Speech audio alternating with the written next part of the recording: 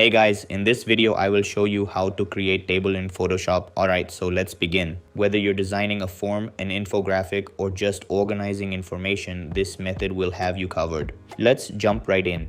First, we need to set up a structure to guide our table.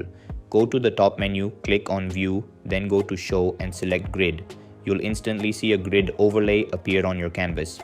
Think of this like graph paper. It helps you keep everything aligned and consistent. If the grid spacing doesn't look right, you can adjust it to match your needs. Next, make sure everything snaps perfectly into place. Go back to View, ensure Snap is enabled, and then choose Snap to Grid. This step is key because it helps your shapes align automatically, saving you time and keeping your design precise. Now let's start building the table. Select the rectangle tool from your toolbar and draw your first cell.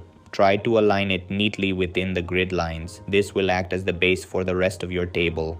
Don't worry if it's not perfect at first. You can always adjust the size and position. Once you have your first cell, you can begin creating the rest of the table. You can either draw each cell manually or duplicate the first one to save time. For example, if you're creating a table with multiple rows and columns, duplicate your rectangle and place each copy along the grid to form the layout. To make your table look more defined, add borders to your cells. Select a shape layer, click the FX icon at the bottom of the layers panel and choose stroke. Now comes the easy part, duplicating your cells to complete the table. Use shortcuts like Ctrl+C/Ctrl+V to quickly copy shapes. Place them along the grid until your full table is built. The snap feature will help keep everything aligned perfectly.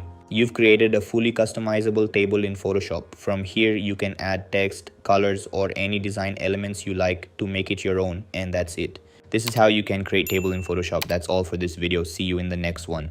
Thanks.